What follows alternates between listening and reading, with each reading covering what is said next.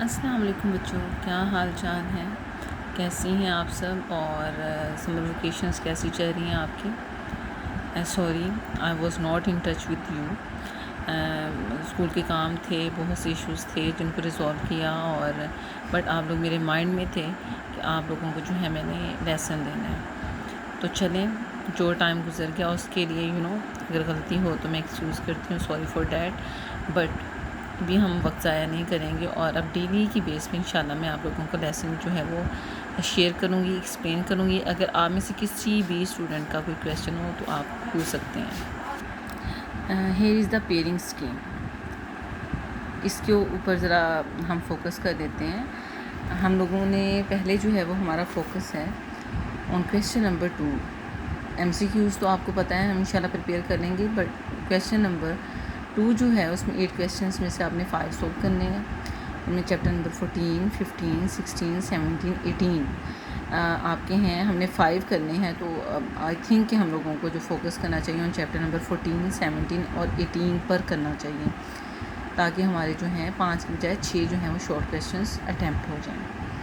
اسی طرح سے آپ کا جو کویسچن نمبر 3 ہے اس میں آپ نے 5 کویسچنس کرنے ہیں. تو چیپٹر نمبر 19، 20، 21، 22 ہے، بٹ آپ دیکھیں کہ کون سے چیپٹر ہیں جن میں ہم لانگ بھی اٹیمپٹ کریں تو ہمارا کام جو ہے وہ ہو جائے. Question number 5، chapter number 14، 15.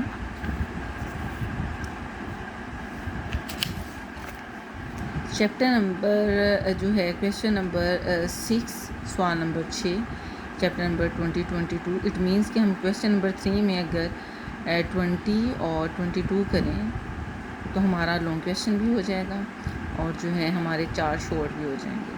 اسی طرح اگر ہم چیپٹر نمبر 23، 25 پہ جائیں تو اس میں بھی ہمارا جو ہے وہ چیپٹر نمبر کویسچن نمبر جو ہے وہ 7 لانگ ہو جائے گا، اور شارٹ جو ہیں وہ 4 ہو جائیں گے. اٹ مینس کہ ہم چیپٹر نمبر 20، 22، 23، 25 کریں، اور چیپٹر نمبر جو ہے 14، 15 اور اس کے ساتھ جو چیپٹر آپ لوگوں کو ایزی لگے ان میں سے کوئی ایک اٹیمپٹ کر لیں. ابھی آپ یہ کمنٹس میں مجھے ضرور بتائیے گا کہ آپ کون سے چیپٹر کرنا چاہ رہے ہیں، تو اس حساب سے ہم جو ہیں وہ چیپٹرز پہلے کریں گے جو پیئرنگ اسکیم میں ہے، تاکہ ہماری پریپریشن بیٹر وے میں ہو سکے. Let start with the chapter number 25، bio chemistry. اب یہ چیپٹر کروانے کا مقصد آپ لوگوں کو صرف یہ ہے کہ اس سے ہمارا لانگ کویسچن بھی ہو رہا ہے اور شارٹ کویسچن بھی ہو جائیں گے. اور آئی ایم ٹرائنگ کہ وہ چیپٹرز کریں جو اسٹوڈنٹس کو زیادہ اچھی طرح سے ہو جائیں، چھٹیوں میں مطلب ہمارا کام ہو جائے. اسٹارٹ کرتے ہیں ود بایو کیمسٹری. اب بایو کیمسٹری آپ جانتے ہیں ان 9th کلاس آپ نے بایو کیمسٹری جو ہے وہ پڑھا. بایو میں بھی، بایولوجی میں بھی آپ کا ہے بایو کیمسٹری، اور کیمسٹری میں بھی آیا تھا. Bio means life, chemistry means chemical reactions, all kind of reactions جو ہمارے جسم کے اندر ہو رہے ہیں وہ بایو کیمسٹری میں آتے ہیں. تو ابھی بایو کیمسٹری جو ہے وہ اس کا تھوڑا سا ہم لیں گے، ہم اپنی پہلے نالج جو ہے اس کو ہم تھوڑا فریش کریں گے اور دیکھیں گے. بایو کیمسٹری ایسے کیمیائی مادوں کا مطالعہ ہے جو جانداروں میں ہونے والے ریئیکشنز میں اہم کردار ادا کرتے ہیں. Biochemistry is the study of chemical matters that play an important role in the reactions taking place in living things. We are not talking about plants and animals, we are talking about living things. Living things تمام جاندار، اس میں پودے بھی آ جائیں گے، اس میں جانور بھی آ جائیں گے، اور ہیومنس بھی جانوروں میں شامل ہیں. کاربوہائیڈریٹس، لپڈس اور پروٹینس. خوراک کی وہ 3 کلاسز ہیں. اب یہ وہ چیزیں آ رہی ہیں جو ہم ڈائٹ میں لیتے ہیں، خوراک میں کھاتے ہیں. کاربوہائیڈریٹس جیسے چاول، گندم، آلو، جو چپس آپ فرائز بہت شوق سے کھاتے ہو، وہ روٹین میں ہم زیادہ کاربوہائیڈریٹس لے رہے ہیں. ایون دودھ جو ہم ملک لے رہے ہیں اس میں بھی کاربوہائیڈریٹس ہیں، but milk is a perfect diet. اس میں ہمارے پاس جو ہے کاربوہائیڈریٹس بھی آ جاتی ہیں، لپڈس بھی آ جاتے ہیں، اور پروٹینس بھی آ جاتی ہیں. اب ملک کو اگر ہم نکال دیں، ٹرو کاربوہائیڈریٹس کی طرف چلیں، آپ کے پاس آلو ہیں، پوٹیٹو ہیں، اس کے بعد آپ کے پاس ویٹ ہے جو آپ روز گندم کی روٹی کھاتے ہیں، پراٹھے کھاتے ہیں. مطلب ہم اپنی ڈائٹ میں دیکھیں تو میجورٹی ہم کاربوہائیڈریٹس لے رہے ہیں، پروٹینس کم ہیں. لپڈس کی طرف آ جائیں، مکھن ہے آپ کے پاس، ٹھیک ہے، اینیمل سورس ہے اس کا. اور آپ آئلس کی طرف چلے جائیں، اس میں لپڈس ہیں. اور پروٹینز آپ کی ایگ آ جائیں گے، انڈے ہیں، گوشت ہر طرح کا جس میں چکن بھی ہے، مٹن، بیف سب آ جاتا ہے، دالیں ہیں. تو وہ خوراکی یہ 3 مین کلاسز ہیں جو ہم عام روٹین میں استعمال کرتے ہیں اور ہمارے جسم کو توانائی بھی فراہم کرتی ہیں. اس کے علاوہ ہماری باڈی کا سٹرکچر بنانے کے لیے آپ جانتے ہیں ہمارے بال ہیں، نیلز ہیں، اسکن ہے، every thing is made up of proteins. تو یہ پروٹینز ہیں، لیکن ہماری ڈائٹ میں پروٹین سب سے کم ہے اور کاربوہائیڈریٹ سب سے زیادہ ہیں. تو ہمیں فوکس کرنا چاہیے کہ ہیلدی ڈائٹ پہ. چلیں آگے چلتے ہیں. لپڈس اوسطاً کاربوہائیڈریٹس یا پروٹین سے دگنی توانائی فراہم کرتے ہیں. اب لپڈس ہمیں بہت زیادہ انرجی تو دے دیں گے، لیکن لپڈس کو ڈائجسٹ ہونے میں بھی ٹائم لگے گا. پروٹینز تمام جانداروں میں موجود ہوتے ہیں. وہ جانداروں کے جسم کی جلد، آپ کی اسکن آ جائے گی، بال، ہیئر، آگے پٹھے، یہ جو مسلز ہیں آپ کے، خون اور تقریباً تمام اعضاء کی تشکیل کرتے ہیں. وہ زندگی کو روا دوا رکھنے میں بہت اہم کردار ادا کرتے ہیں. یہ پروٹینز ہیں جو ہمیں پورے کے پورا سر سے پاؤں تک بناتی ہیں. فیٹس، چکنائی اور تیل جانوروں، پودوں اور سمندری جانداروں جیسے مختلف قدرتی ذرائع سے حاصل ہوتے ہیں. اب چکنائی آپ دیکھ لیں، دودھ میں ہے، مکھن ہے ہمارے پاس، دیسی گھی ہے ہمارے پاس، اور جو ہیں آپ جانوروں میں بات کریں، پودوں میں اگر دیکھ لیں آئلز ہیں، سن فلاور آئل ہے، سورج مکھی کا تیل ہے، آپ کے پاس پینٹ آئل ہوتا ہے، آپ کے پاس کدو کے تیل ہیں، مطلب مختلف طرح کے تیل ہیں. اور سمندری جانداروں جیسے ان میں بھی پلانٹس بھی آ جائیں گے، فش بھی آ جائیں گی، سالمن فش آ گئی، یا جو فش آپ لیتے ہیں اس میں فیٹس ہوتے ہیں.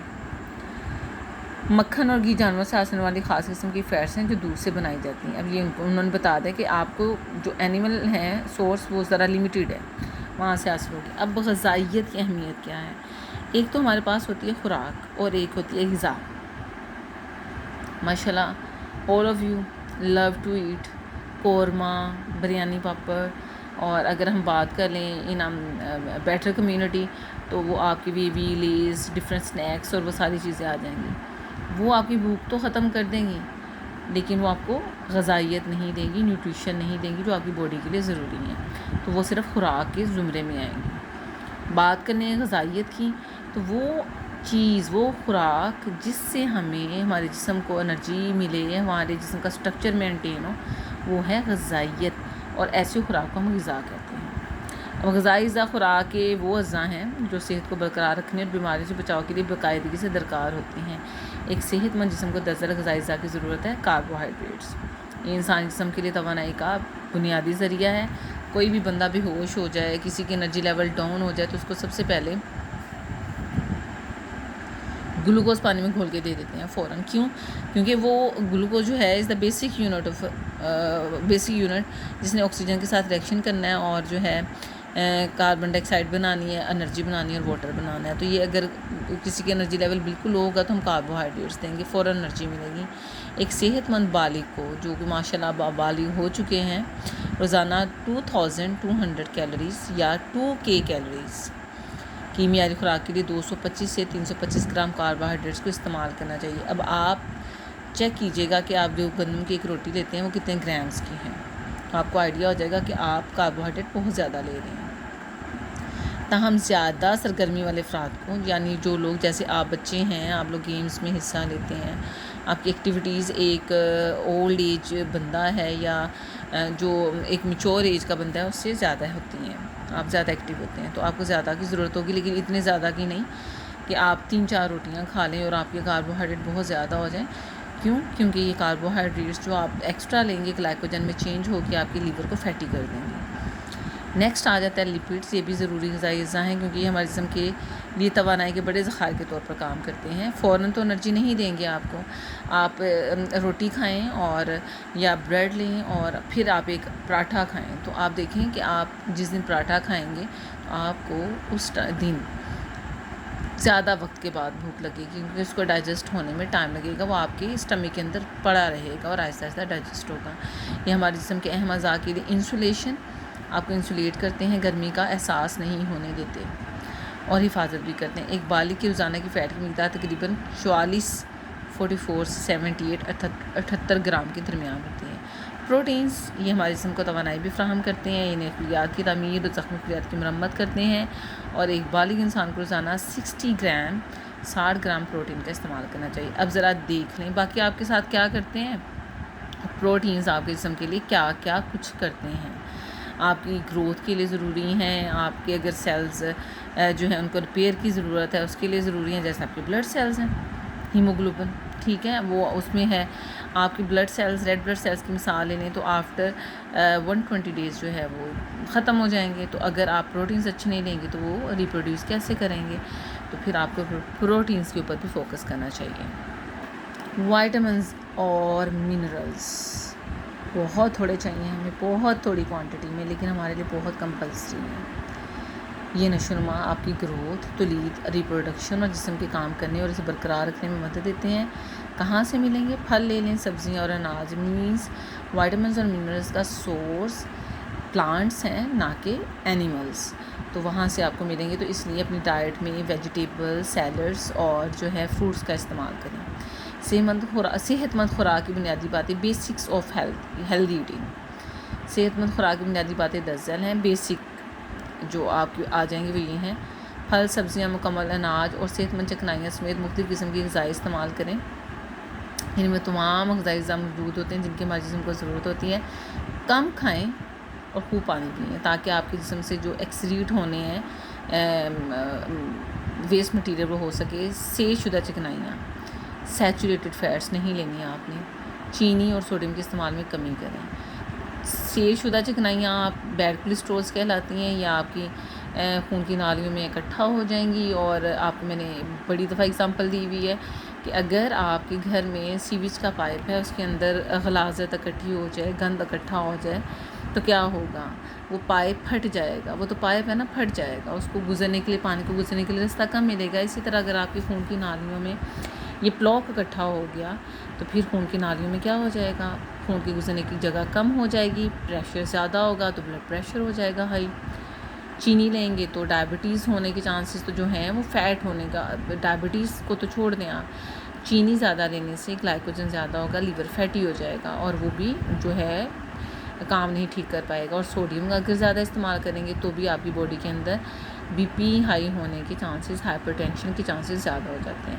یہ لیسن میں نے آپ کو بتایا ہے کہ یہ صرف سبق نہیں ہوتا بیٹے، یہ آپ لوگوں کی زندگی میں استعمال ہونا ہے. آپ کے پیرنٹس ہیں، آپ کے دادا دادی ہیں، آپ کے بڑے ہیں، ان کو سمجھائیں کہ آپ کی ڈائٹ کیسی ہونی چاہیے تاکہ وہ سیف رہیں اور ہیلدی رہیں. پروسیسڈ اور خراب معیار کی غذاؤں سے پرہیز کریں. پروسیسڈ کو جو خوراک آپ ملتی ہیں، پیکج مٹیریل ملتے ہیں in form of milk, in form of different dishes, جیسے آج کل اویلیبل ہیں، آپ کو نگٹس مل جاتے ہیں اور چیزیں، یا آپ لو کوالٹی کی شاپ سے کم ریٹ میں کوئی چیز خرید لیتے تو ایسی غذا استعمال نہیں کرنی چاہیے. صحت مند خوراک ایک صحت مند اور متوازن غذا 10 ذیل کام سر انجام دیتی ہیں. یہ دل کی بیماریاں بہت سی ہیں، صرف ایک نہیں ہے کہ آپ سمجھے صرف ایک ہارٹ اٹیک ہونا ہے تو وہی بس وہی ہے. نہیں، اس طرح سے نہیں ہے، اور بھی بہت سی بیماریاں ہیں. ذیابطیس، ڈائبٹیز، کچھ کینسرز اور اوسٹیوپروسس آپ بڑی اچھی طرح جانتے ہیں، آپ کی ہڈیوں کی، جوائنٹس کی بیماریاں. اور یہ جو ہے اگر آپ ہیلدی ڈائٹ نہیں لیں گے تو یہ ہونے کے چانسز زیادہ ہیں. مناسب غذائیت صحت مند نشو و نما کے لیے توانائی فراہم کرتی ہے اور آپ کا وزن بھی ٹھیک رکھتی ہیں. متوازن غذا دماغی کارکردگی پر مثبت اثر ڈال سکتی ہیں. اس میں نے آپ کو بہت سی مثالیں دی ہیں، کلاس میں بھی بتایا کہ آپ کس طرح کی ڈائٹ لیں تاکہ آپ کا جو ہے برین جو ہے وہ اچھا کام کرے اور مضبوط مدافعتی نظام کو، امیون سسٹم کو اسٹرانگ کرتی ہیں. اب امیون سسٹم کیا ہے؟ اگر آپ کا امیون سسٹم بیماریوں کے خلاف لڑنے کا نظام اچھا ہوگا تبھی آپ لڑ سکیں گے. اگر آپ اسٹرانگ نہیں ہیں تو آپ بیماریوں کا جو ہے ان کو کیسے فیس کریں گے؟ تو اس لیے آپ کا انٹرنل امیون سسٹم بھی اسٹرانگ ہوگا اگر آپ کی ڈائٹ ہیلدی ہوگی. آج کے لیے اتنا لیسن کافی ہے. آئی ہوپ کہ آپ کو سمجھ آ گئی ہوگی. اگر نہیں آئی تو پلیز مجھ سے کویشچن کریں، کویشچن کرنے سے ہی آپ سیکھیں گے. ایزی ٹاپک ہے، مشکل نہیں ہے. مشکل کی طرف آہستہ آہستہ ہم جائیں گے انشاءاللہ. سی یو سون. اللہ حافظ.